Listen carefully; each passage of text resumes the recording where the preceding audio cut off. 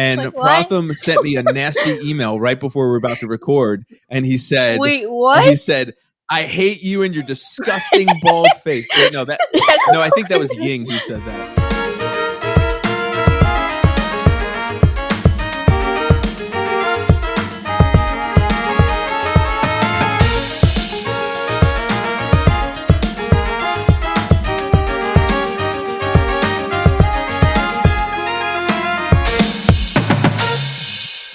All right, welcome to the Monarch Experience Podcast. I am your host, Mr. Ancona. Here at the Monarch Experience Podcast, we are giving students the platform to be able to voice their opinions about what matters most to them. And today, what matters most is the Mandalorian. This is the way. We're going to be chatting about Mandalorian Season 1, Mandalorian Season 2, the potential spin-offs that we're going to see coming later on down the line. Talk about our favorite characters, favorite episodes from both seasons, some pretty big storylines, talk about favorite moments. We're going to be chatting about all of this and more. But before we do any of that, first got to introduce our three incredible guests. We have Jay for the first time, who's a huge Star Wars fan. Jay, say hello to our audience. Hello. Very nice. Jay, it is great to finally get to meet you and chat with you. I'm pumped to have you on. Pratham. Hello there. Pratham, you didn't give me a second to say something nice about you. Oh, there's nothing neat to say nice. Do you want to try it again, or do you want? Here, I'll try it. Ready? We'll try it again. Yeah, okay, yeah. We've got Pratham. Oh man, Pratham, I have nothing nice to say about you. No comment. Slandering his Star Wars opinion. Yeah, that's true. Pratham, I don't know if now is the time to tell you, but So for our listeners, Pratham was supposed to be on the Star Wars review episode, and Pratham sent me a nasty email right before we were about to record, and Like, he what? said, "I hate you and your disgusting bald face." Wait, no, what? No, I think that was Ying who said that.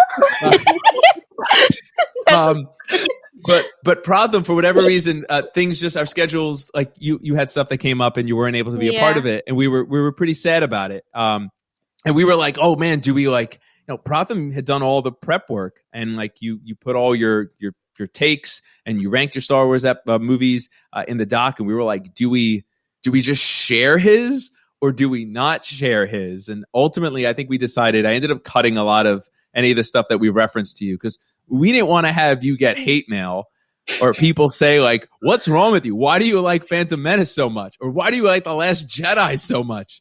And you not be able to at least back your opinion up. So Pratham, it's great to actually have you on the episode now. I will say something positive about you, Pratham, by the time we're done, I promise. Okay. All right. Ishika. Yeah. And of course, who else would be our third guest but the great Ishika? Ishika has now been on. I'm running out of fingers on one hand to count the amount of times you've been on episodes. This is your fourth now. Yes. Yeah, Ishika. I always come back. You're like a villain. You are like a Star Wars villain. Yes. Every time we think we're done with you. Classical villain line. Yep. I'm trying to break a non-existent record. No, it does. It exists, and you It have exists? shattered it. I don't know. Well, actually, so this is a great opportunity to kind of actually just tell some random information. We are going to be doing, we're intending on doing, maybe I shouldn't say this until it's ironed out, but with the logo reveal, a component of this enormous event. Wait, hold on, let me try that again. A component of this enormous event that will occur in the spring is that we're going to have a Monarch Experience Podcast trivia, and people should better be keeping track of our guests, because Ishika, if you hold that record, you know what you win. Super Shredder? Nothing. Oh. No, you will not get Super Shredder. You stay. Are you kidding? I have fond memories of that Super Shredder and going to Toys R Us with my grandparents. And you stole from someone? No. I just convinced this kid that he didn't want Super Shredder. And thus, I gave myself the first Super Shredder award. How did you convince him that you He didn't want the Super Shredder. Well, he was holding 2 toys. Super Shredder, who was very elusive every time I go to a toy store, and some other Ninja Turtle toy. And I looked over his shoulder and I said, Super Shredder sucks. You don't want Super Shredder. And he looked at me, and I had heard his mom had just said, Billy, you can only get one. And I was like, now's my chance. And I told him Super Shredder sucks. And he looked at me and went, you're right, and threw it back onto the shelf. But I literally grabbed it out of the air and I was like, it's mine. Yeah. So now you start of a movie. You stole a poor kid's toy. No, You're I didn't. a devious child. I was a kid. There's no stealing a poor kid's toy when you are a kid yourself. You are such a devious child. That's well, true. Stabbing someone with a fork. Maybe Scott that's starting to take a toll on you. I think it has already taken a toll on me.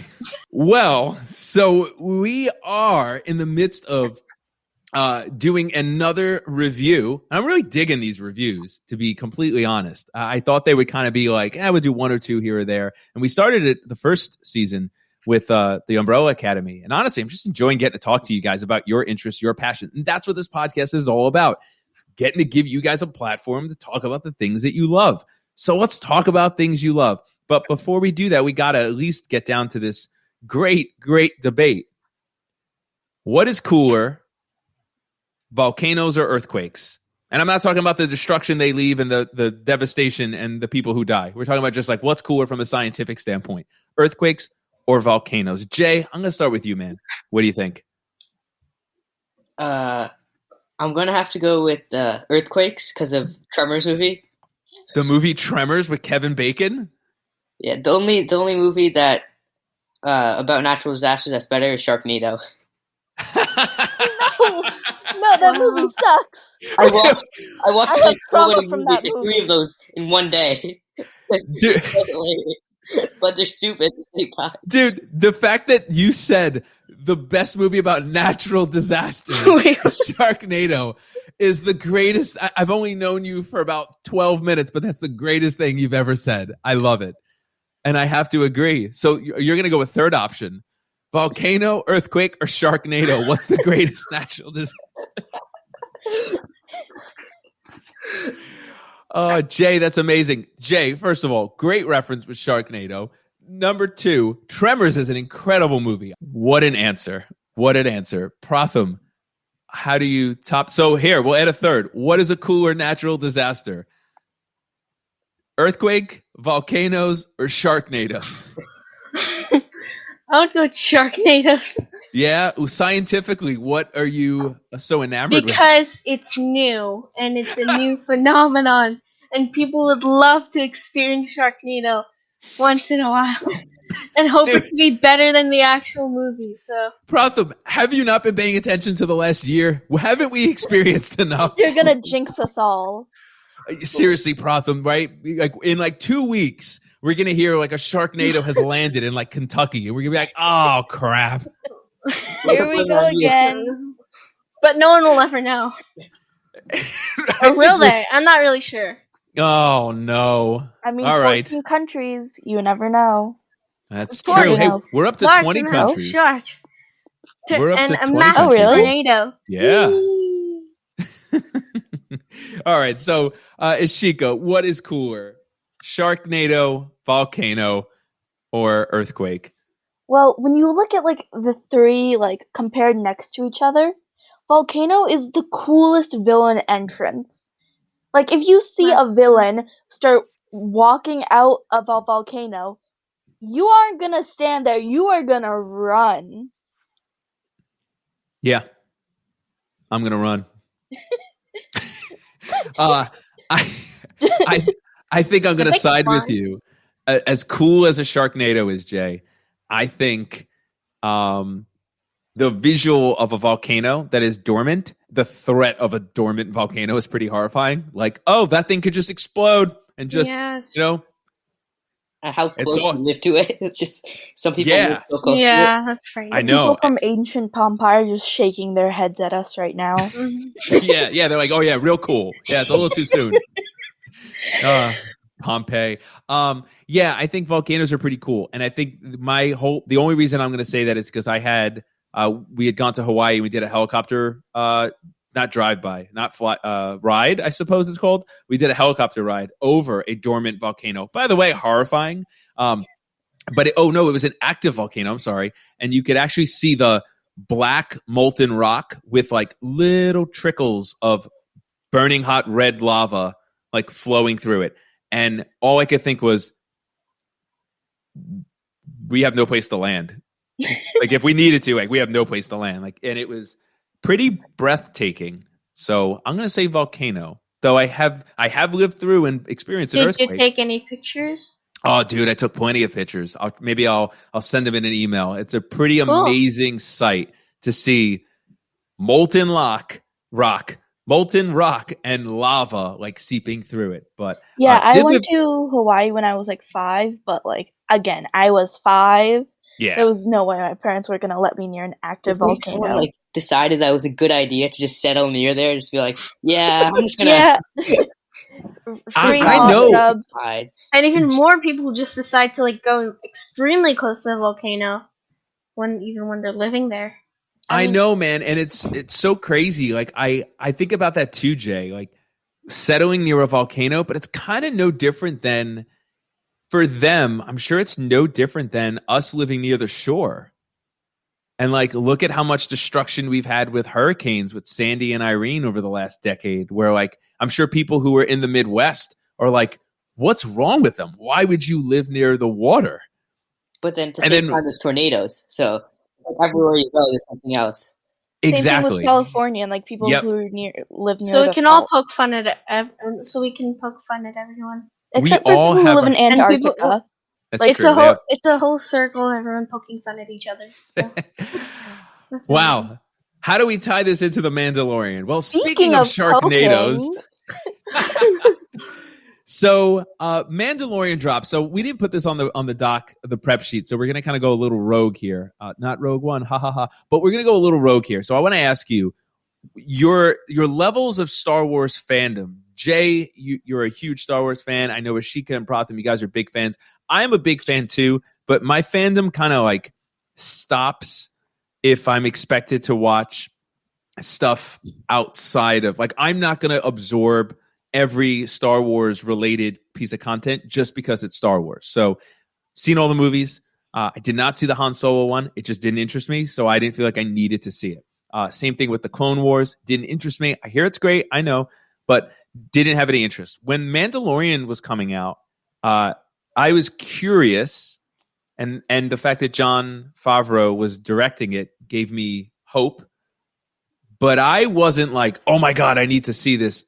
Like when it came out, it was okay. It came out, and then I checked it out. Pratham, we'll start with you, man. Where was your anticipation for the show when it was first released? To be honest, I was excited to have something not related to the main storyline. And I was pretty interested to see how this Mandalorian would make his way. Yeah, I think that's kind of what interested me too, where it was like, no, it's a totally side storyline. I was like, all right, finally. I think the whole Jedi thing was a little exhausted from it. That's awesome. Jay, what was your level of excitement when the show was first coming out?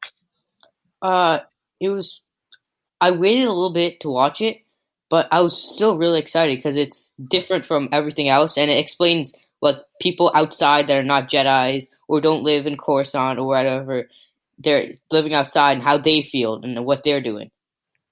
Yeah, Jay, do you think it was like almost like a separate universe? I feel like it's the same universe, but like they barely talk about other things. Like until like that last episode. Yeah, and we'll get there.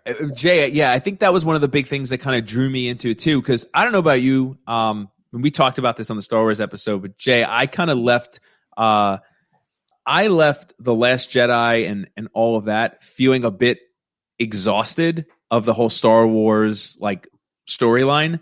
So I think when the whole idea was like it's in the same universe, but it's like a completely side thing, the rebellion is a like peripheral kind of thing, that was really intriguing for me.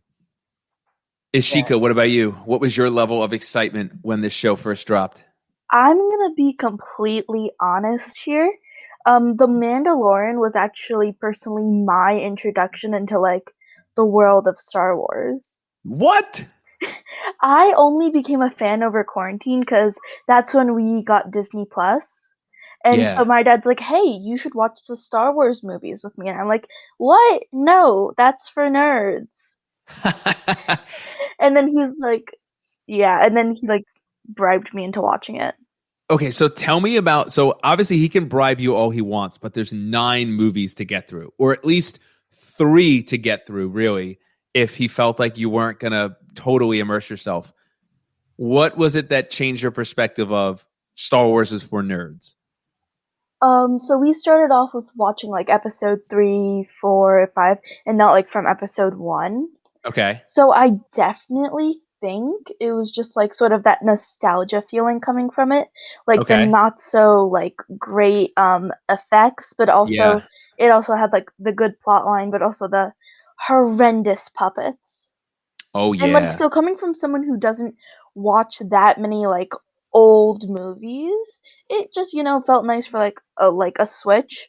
That and this was during early quarantine and I had no life. I was Yeah. just so bored. So I I love figured, it. might as well give it a shot. And then so I think I got through the first 3 movies. And The then my original dad 3, right? Yeah, the original Okay. 3. And then my dad's he asked me if I wanted to watch The Mandalorian with him, which is like some new fancy series that's coming out, and I'm like, "Sure, why not? I have nothing else to do." And then, I got hooked because of like the effects were significantly better. And also, once I found out the director, I think I got slightly more interested in it just because I know his work from like all of the Marvel movies and like stuff. Yeah. And Elf, obviously. Yeah, and his best work. I mean, Elf is a one of the probably the most recent Christmas classics ever. But we'll it's talk also about that just on our. amazing. Oh, it is. It absolutely is. But we'll talk about Elf maybe on our Christmas special next year. Great idea for later. Ancona, remember that. So that being said, Ishika, what was your, and we'll kind of work our way backwards. Ishika, who is your favorite character in The Mandalorian?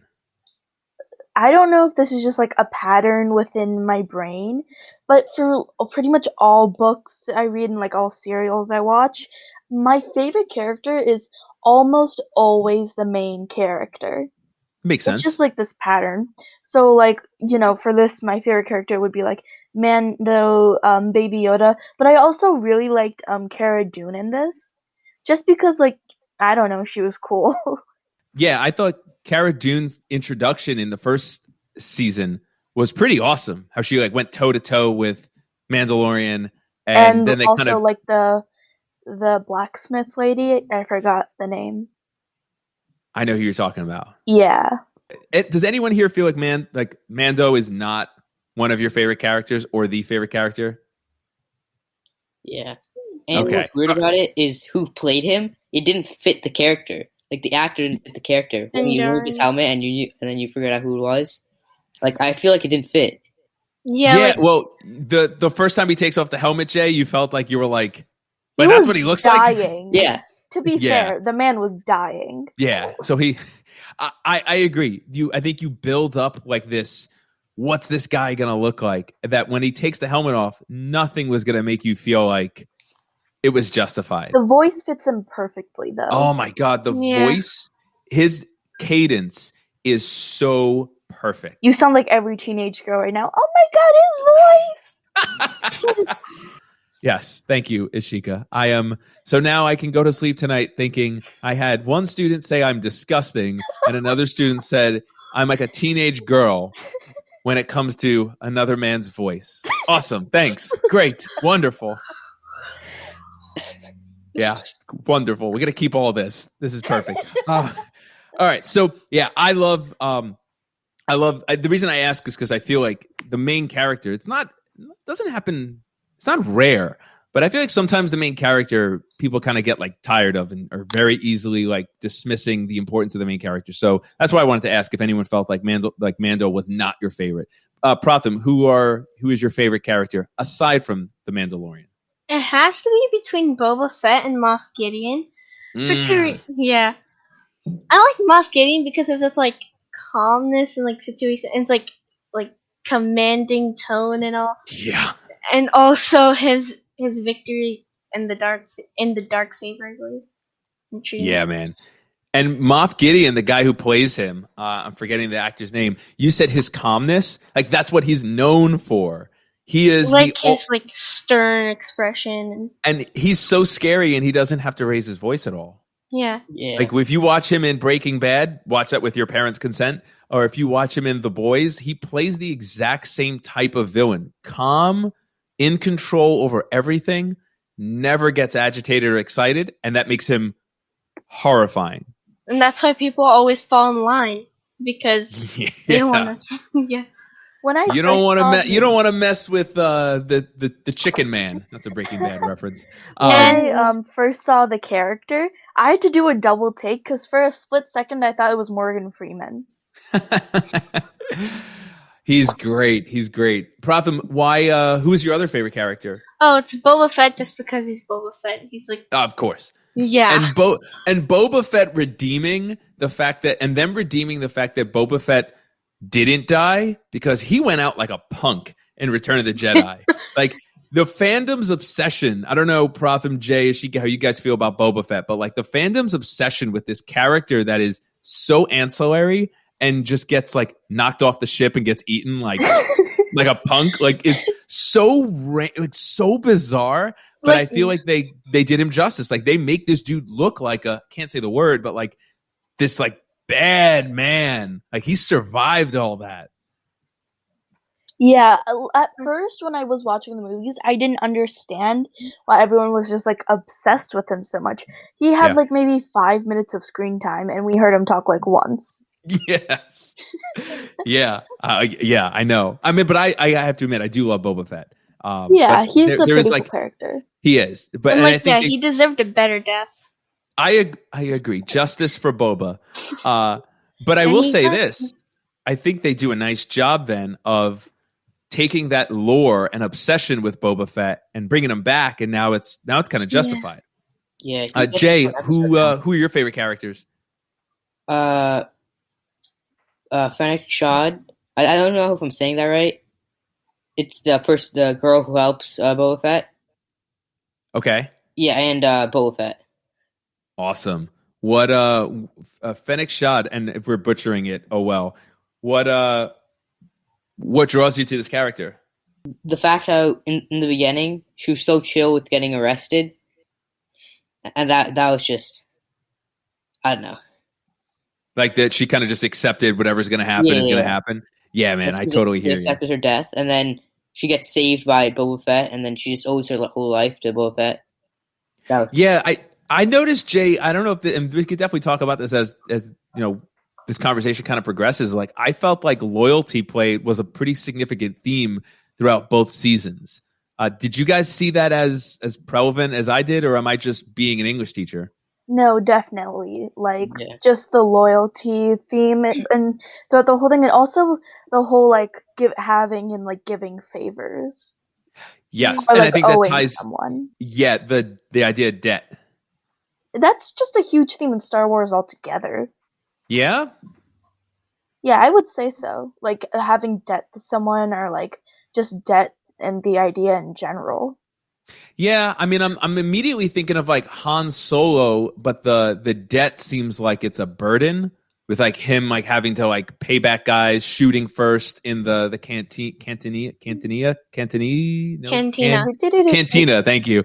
And then him like, you know, kind of almost being like owing a lot to Boba Fett and kind of, or not Boba Fett, Jabba.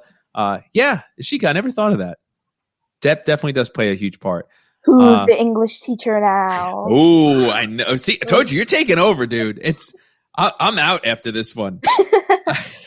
Time to finally retire. Yes, I'm going to gracefully bow out. I agree. I think all the characters you said are fantastic. Mandalorian is just the clear-cut favorite for me. And I think that's why I love the show, is because a lot of shows, I feel like they can bring up secondary characters and then devote an entire episode towards, now we're going to follow the secondary character. And if the secondary character just doesn't have that kind of interest, I just feel like it's like, great. You're doing one of those episodes. And I appreciated that The Mandalorian really did not do that. It was all just following his path to getting Baby Yoda back home. Yeah. And I love the simplicity of that. We'll I'm sure we'll talk more about that as we keep going. But for me, I think, all the characters you mentioned are fantastic. I really did like Cara Dune's character. The character, I think, was important within the show. I thought her evolution was great from season 1 to season 2. And I kind of like that there was somebody that could go toe to toe with him when you first get introduced to him. And I think that kind of, at least for me, that kind of changed the series up a little bit, which was awesome. Personally, I don't really like overpowered main characters. Me too. I agree. Yeah, because your main character's got to be your hero, and the hero you can only get behind the hero if they are vulnerable in some way. Yeah. But they also have to be relatable, and that's another big thing. Yeah. Like the invincible hero, nobody wants to see that. I want to see somewhat of an underdog, kind of. Yeah, but not too much of an underdog, because then it's just what are you doing at this point? I agree. Ishika, you and we are on the same exact page with we share a single brain cell. We do. Just one brain cell. That is all that's left after this year. Sometimes I have to just lend it to you when you're grading essays. I appreciate that. Thank you. So those are all the big characters that I like. I am a big Bill Burr fan. I don't remember his name that he plays in the show, but the comedian Bill Burr, he's the redheaded dude who's funny, who I think they free in season 2. They free him of his debt. Oh yeah, that dude. He was there for an episode when they were breaking into the thing. Yes, and he's in a few episodes. And he was just I'm not going to chase you, and he was like, I'm free. Bill Burr is an amazing comedian. I love him. He's hilarious. So I liked him. I liked his role in there as well. Maybe not his character. He was great in this, though. He was. Yeah, he really was. I thought he injected some lighthearted comedy at times too. Something that they needed at that point. Yeah, but I think it's a balance, right? I don't know, Jay, I don't know about you, man, but I felt the newer 3 Star Wars movies were trying to be too much like Marvel and try to inject too much humor throughout them. But they try to reach a younger set of people. So, and even them they didn't reach, because the comedy, whenever movies or TV shows or whatever try to do that, they always fail. It never works. Yeah. I think they really well said, man. They reached and failed. So favorite episode / and we'll kind of let this part be a little bit more fluid, but favorite episode, favorite scene. Jay, we'll start with you, man. What was your favorite episode? What was your favorite scene? My favorite scene would have to be when Baby Yoda was on the rock contacting the Force. Because that was the biggest play of the Force in that whole the first time that he used the Force. Yeah, but it wasn't the first time. But it was the biggest thing where you can actually see that he has good contact with the Force or whatever. Yeah. So yeah, I think that's chapter 14. Because we wanted to see that, right? We wanted to see all right, is he really a Jedi? Is he really Baby Yoda? Yeah. Nice. Was that your favorite episode too? Yeah, that would be my favorite episode. What'd you love about it? Because then Boba Fett comes back in that episode too, so that was cool. And he helps Mando, and then he gives back the armor, and that was kind of reminiscing about the older Star Wars, especially when he gets his armor back. Oh, yeah. When he puts that armor on, man, it's hard not to be oh, boy. Yeah. That's awesome. Yeah, I definitely love that episode a lot. And that moment in particular, too, where, Boba Fett's back. I did have it spoiled. I hate the internet. Oh, yeah, that sucks. Because once I saw that Boba Fett was trending, I didn't click on it, but I just saw that it was trending. And in the back of my head, it started making sense. I'm going to watch The Mandalorian with my wife tonight. And then as I'm watching it, I was oh no, Boba Fett comes back. and it ruined that moment of like, holy crap, like it's Boba Fett. Did any of you have it ruined? No, luckily, because whenever Okay. like a new episode comes out for any show that I watch, I just stay off of social media. It's a smart move. Pratham, what was your favorite scene and or episode? My favorite scene is the exact same one that you have. It's when Yeah? Boba comes out and just becomes Boba. It's amazing. It's like Boba's back, and he's stronger than ever. Yeah, I think they like it's so much redemption for this character to like be that like assassin that we were told he was in the original 3, but really didn't get to like see it happen. Like I wanted to see Boba Fett be this like dude. And now they're coming out with like a Boba Fett series, I believe. Yeah. So I'm curious to see what they do with that, and we could talk about the spinoffs a little bit more later. But I think that'll be exciting to see. I think Book of Boba is what it's called. Yeah, which is kind of a funny title. I don't know. All Book I'm of thinking Boba. about is Boba Tea. It just feels like Book of Boba sounds kind of like your aunt. Like, and it's like, this is my Book of Boba. Like, let me give you all my recipes. They got matcha boba. Like a picture book. Like, oh, this is all my pictures when you were a child. Book of Boba. Book of Boba. Yeah, man, it's gonna be a scrapbook. Jay, I'm imagining like the show starts with just like a very old scrapbook being opened, and like a hand being pointed. It's like, this is when your father died in that like gigantic battle when you took his helmet. These tiny black and white scenes. Or just like a photo of a baby with a helmet on it. Each episode, oversized helmet. And each episode is going to be one photo of Boba's life. Each episode is going to be an episode of Each episode is going to be a photo. Dude, yeah, Pratham, I think you just wrote it. You know what that sounds like? It sounds like the show Young Rock, where each episode is like on a certain like thing that happened to him, like in his life. One As episode, in The Rock? Boba's born.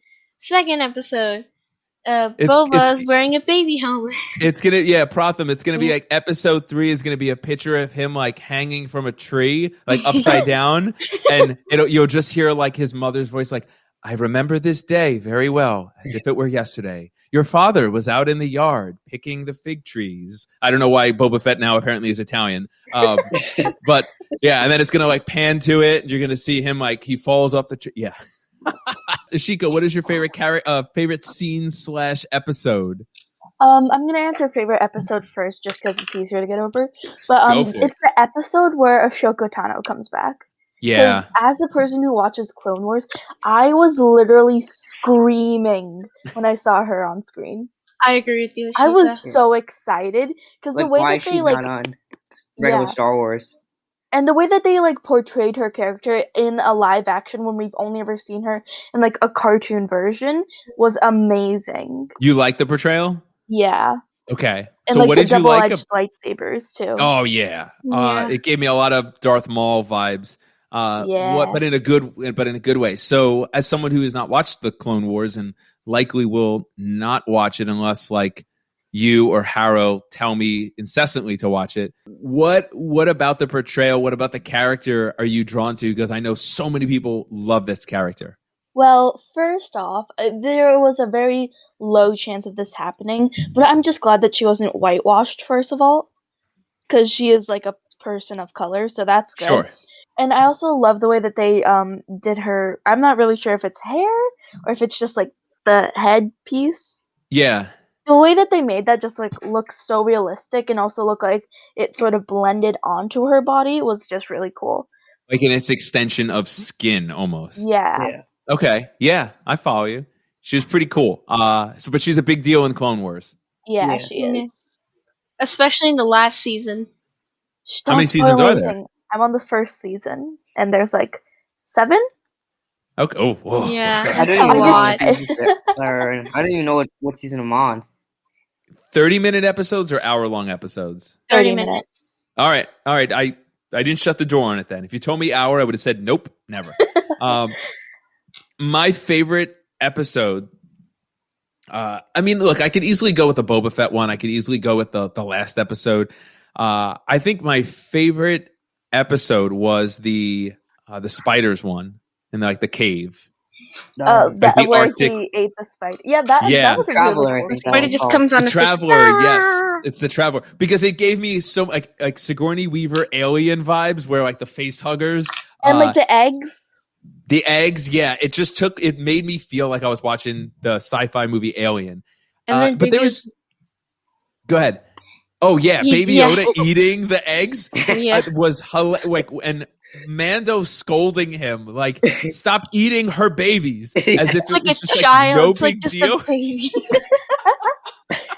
Stop Like a committing 5-year-old just genocide. like, wee, like And the mother I felt bad for the mother, but she was so funny looking because she just kept like sitting there like, "Oh God, oh God, oh God."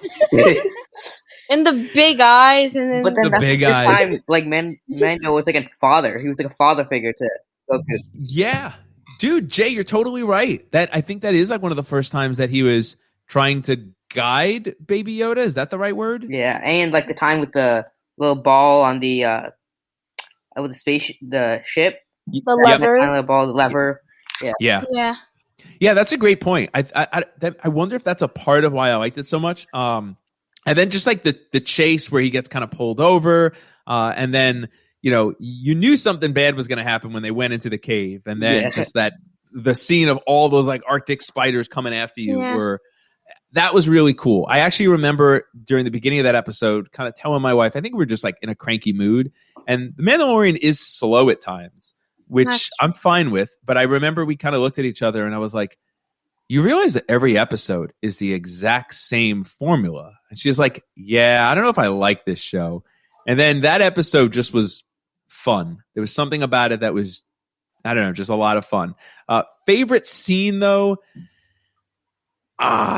How do I not go when Luke shows up in the last one? Like, it's him, but like just the scene of him beating everyone up through like the camera gave me a lot of Darth Vader in Rogue One vibes. Yeah, Where I could see where you're coming from for that. Me It just too. felt like vicious, unstoppable, and it was a very cool way to show Luke after Return of the Jedi, before he becomes this like really sad hermit in the newer show. Which he tried to murder a child. What do you mean? Yeah, let's not even go there with the illogical part of it. All right. So that being said, my favorite episode and scene is from season 2. Jay, season 1 or season 2, if you had to pick? Season 2. Yeah. What do you like more about it? I think because all my favorite episodes are in season 2, and Boba Fett's in season 2, and I think the prisoner one is also in season 2, and that was probably my second favorite episode because that was really cool. Yeah, Jay, do you like the fact that 2 seasons and done? I think if they kept on pushing it, at one point it would have been like, why? Because you have at one point you might tell yourself to watch it, but you're like, why? Like they're just pushing it too much. Yeah, Jay, I agree with the reason I asked that is because when that final episode happened, I remember saying, like, I turned to my wife and I was like, "Oh, it's awesome! It's over. Like, there's no place else to go from here." Part of it is like you can't keep milking the Baby Yoda thing, and then if you do a season without Baby Yoda, you're gonna have a lot of people like, "I just want Baby Yoda back," and then you're gonna probably have Mandalorian have another like little baby sidekick of some sort, and then it just kind of feels like you're rehashing the same thing. So I'm a big fan of standalone series. So like it's just season 1, that's it, or just 2 seasons, and then it wraps up. I actually really love that, and I appreciated that about the show. Pratham, season 1 or 2? Season 2 as well. Just like the hype and all of the excitement that's going on, I'll have to go to season 2. Yeah, for season 1, I watched it after all the episodes came out. For season 2, I watched it like as they came out. Like every Friday when they came out, I watched it with the family, and then that was just like, the waiting for it was like the best part. Dude, there was more to look forward to for each episode for season 2 than I think there was for season 1. Yeah. But I think that's because, like you just said before, Jay, like it's the same universe, but it's like a totally different part of the universe. So season 1's a lot of exposition almost. You're introducing characters, you're trying to introduce their motives, and you're trying not to cram it in one episode. So you really have to kind of pace, and maybe at times, I don't want to say drag, you have to really pace that well. Ishika, it's down to you. Season 1 or 2? I would say season 2, both because most of my favorite episodes were in that, but also just because of like the more father-son dynamic that Mando and Baby Yoda had going on. Yeah. I think I wonder if him unmasking and him like being so willing to like not break his rule, but like sacrifice his code showed like a human side of him in the end of season 1 that you kind of started season 2 thinking, all right, this guy's got a heart. He's actually like a pretty legit dude. Speaking of his mask, there is one moment that I wanted to bring up, which I thought was pretty cool. Yeah. So when Baby Yoda goes missing and they have to break into the compound, he has to take off his helmet to like use the scanner. And the fact that the other dude was there and they're like sworn enemies basically. And so he saw him take off the helmet. He saw his face multiple times. But he's just like, nah, I never saw anything. You're good, bro. Like, that's a good moral to have. Or just like a good human being. Like they develop that trust so they can like have a temporary friendship. Yeah. Basically. Yeah, the uniting over a common enemy. This is Bill Burr's character, right? The same guy? Yeah. I think there's almost like a level of respect. Like, I hate you, we're enemies, but man, I respect you. Yeah. And plus, I think Mando would legitimately kill him if he told anyone. Yes, he would. Yeah. So he also got that through his mind. Yeah. I think when you see Mando in action, you're kind of like, yeah, I didn't see anything. Jay, you noticed that there was like a pretty cool connection to the original Star Wars. What was the big one that stood out to you? Yeah, so how he talks about how bad the Republic is when he laughs to call the Republic, and that's like such an absurd thing to do for him. And like you would think like they're going to be like the police or like some government force or whatever, but they're not. They don't even care about the outside planets. So that's why some people would want the Empire to come back. And then they even let like the basically a terrorist group grow under their nose. So like that just shows you how bad their governing is. Yeah, I do love the subtle references to the original Star Wars, or at least even like the whole, Star Wars canon and like all of the lineage. I think that's like well done. It wasn't forced. Whereas, man, I mean, I've talked about this before, but I feel like the newer 3 Star Wars, man, were so much of it was so forced to make everything right and everything connect. And I just don't think Mandalorian did that. I think Mandalorian operated on its own so well. Jay, I love that, man. Ishika, what else stood out to you about the 2 seasons? Definitely that plot twist that they had near the end of season 2 that they never just really addressed again. But the fact that Mando's like entire, I wouldn't call it religion, but sort of just like code or like pact isn't technically the right one. It's a cult. Velspar?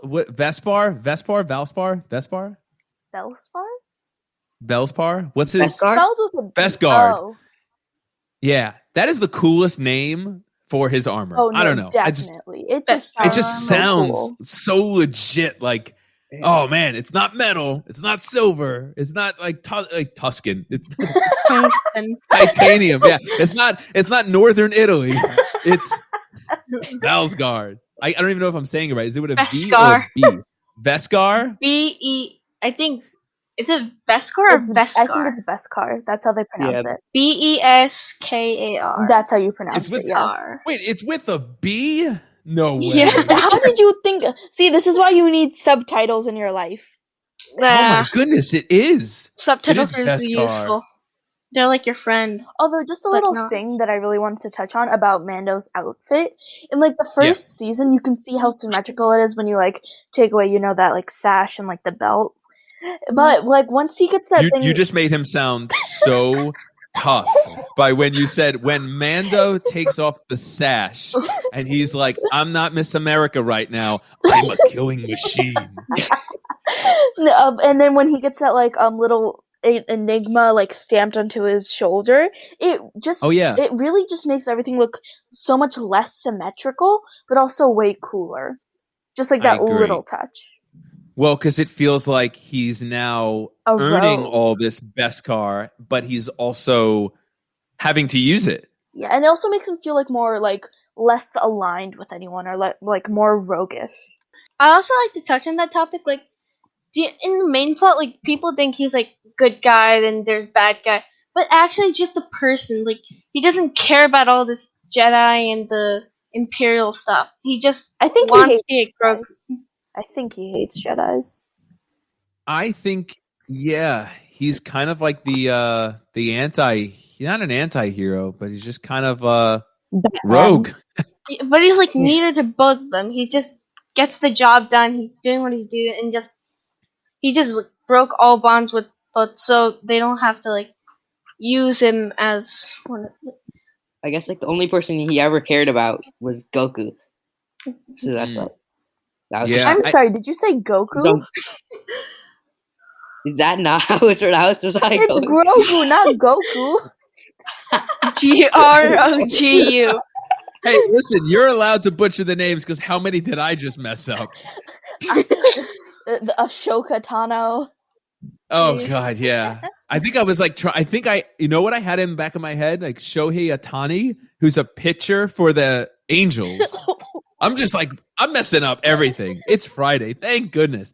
And this is what I feel like makes this show so palatable or enjoyable for non-Star Wars fans is that you don't have to know the universe it's connected with. It really kind of works isolated on its own where, sure, you may not get some of the references, but it doesn't affect the viewability of the show. Like, I didn't know those characters from Clone Wars, and I still enjoyed the show just as much because I see this person show up with the double lightsaber and the cool hair, and I'm like, oh, don't mess with her. I didn't need to know her backstory. That was made very clearly. And I think the director, Jon Favreau, does that so well with not alienating non-fans, but also get almost like rewarding deeper fans with those little kind of references throughout.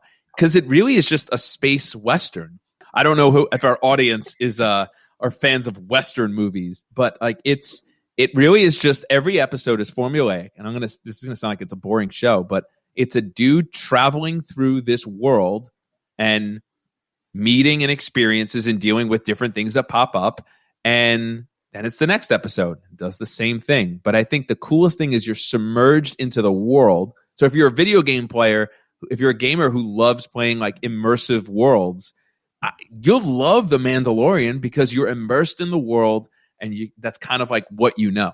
Every classic Western movie is established town, right? So established universe, established town, and a traveler or a new person shows up and it's like, this town ain't big enough for the two of us. Fight ensues, and there you go, the end of it. And that's pretty much The Mandalorian, like every episode. Why do you guys think the show is enjoyable for non-Star Wars fans? I think you just like explained it because like anyone can watch it and understand it, but then Star Wars fans can watch it and get the references, but the references don't really matter to the watching of the show and your understanding of the show. So that's like the whole thing. Yeah, I mean, like Jay, you're obviously a very knowledgeable Star Wars fan, but I imagine for people kind of like Ishika maybe from 6 months ago or so, like the people who are not into Star Wars, the fact that there's 9 movies is very overwhelming. Yeah. And it might be the big obstacle for me to get into Harry Potter. The fact that there's so many that I have to sit through to get through it, that I'm just like, nah, too much I don't work. want to. Too much work. It's like when you fall behind doing schoolwork and you're like, I'll just fail. It's too much work. Also, most of the references that they give, they're actually pretty well explained, like Ahsoka's appearance and other Moff Gideon and all the Imperial stuff. Boba Fett. And Jedis. Yeah, and Boba Fett. And the rest of the Mandalorians. And I would argue another reason is it doesn't drag. It Episodes doesn't are 30 drag. minutes, Yeah. 40 minutes at most. It's like you start, you get the exposition, you have what your rising action is, boom, you're hit with this conflict, and then credits with the cool drawings. I so love why the would drawings. I know, right? They're so good. And they're so detailed. I know. My wife's like, this is my favorite part of the show. Like, credit to the artists. Like, dang. I know. Well, I Yeah. mean, like, I know we've been kind of talking about like being immersed in this universe. So someone's got to draw it, right? Someone's got to like create what that universe is going to look like, because it's not real. I can tell you guys that, right? I got to be careful. It's not? Yeah, oh no, Jay, I'm so sorry. Have a good weekend. Yeah, like sometimes we lose sight of this. Like, and as a creative person, but like, when you're so immersed in these worlds, I think sometimes we forget, like, somebody's got to actually create them, draw them, design them, show how the people would interact with these worlds. So I love seeing that creative process and that kind of part of it getting like peek behind the curtain, so to speak. So I think we may have said why Star Wars fans would love it, all of the references. Is there any other reasons you guys think Star Wars fans or casual Star Wars fans would love The Mandalorian? I think it's, again, with all of the references, but also it has that feel of, like, the movies. You have that amazing soundtrack, you have the plot, and you have that, like, playful banter sometimes between characters, and then you just have the outright insulting. You have the droids, you have the aliens, you have the occasional lightsaber, too. And it's all still in the same universe that you get to enjoy. Oh, also one last thing, if the non-Star Wars fans don't really get the show, they always have a Star Wars nerd who can help them. That is always true. That is always true. We are here in plenty, and we will always show up to be like, let me help you with that over there. That's Moff Gideon. Yeah. It's the planet that exploded. Yeah, I love, because it's always embarrassing when non-Star Wars fans they always like butcher just one key word, but they're like, oh yeah, that's the Death Planet. No, it's the Death Star. Stop it. And for anyone watching this episode or listening to this, if you haven't seen The Mandalorian yet but want to get into it, here's a tiny bit of incentive. There's jetpacks. Mm-hmm. That's your jetpack. There's small jetpacks. jetpack. That is spoiled enough of it where like they've already watched it. Like, yeah, Jay, I'm gonna. Ishika's like, after this hour-long episode that you just listened to, despite not watching the show, and you got all these spoilers, if that doesn't do it for you, there's jetpacks. Ishika, there's one person right now that's like, hanging out like in their backyard. By the time this episode's released, it's springtime, weather's nicer. They got headphones on, and they're like, Star Wars, whatever. This is stupid. Jetpacks? What? Mom, hold off on dinner. I need to watch seasons 1 and 2 of The Mandalorian. All right? Am I wrong? The garbage will take itself out. Am I wrong though? Jetpacks. I mean, you are not wrong. Jetpacks do exist. Hey, listen. I think the other thing, and I know for me, I kind of like sometimes my superheroes to be a bit moody and brooding. Batman. I love Batman. I kind of get a little like tired of like the whimsical Marvel feel of everything, where it's like everything is a big joke. Ha ha ha. I have to say, I think a big sell for me as a Star Wars fan, but also if you're not a Star Wars fan, I think The Mandalorian is Star Wars for adults. Definitely. Just like it has a darker vibe to the whole thing. Yep. Darker, it's grittier, it's more serious. Jay, what do you think? You agree with me or you disagree? I agree, because like I don't like how in some like TV shows they make the main character like a nice guy and he wants to like fix every problem the nice way and teach a lesson or something. Like that's just not what I want to watch. Like I can go to school for that. Yeah. Like this is like entertainment, not like teaching me a lesson. Like so. Dude, really well said. Really well said. Look, I've said this before. It really is so enjoyable getting to talk to students about things that they are passionate about. And obviously, they're passionate about Star Wars. they're passionate about the Mandalorian. Make sure, if you're passionate about this podcast, that you subscribe. Make sure that you are re-experiencing old episodes on any of the platforms you can find us. Anchor.fm, our hosting platform. Spotify, Stitcher, iTunes, Google Podcasts, anywhere the podcast can be found.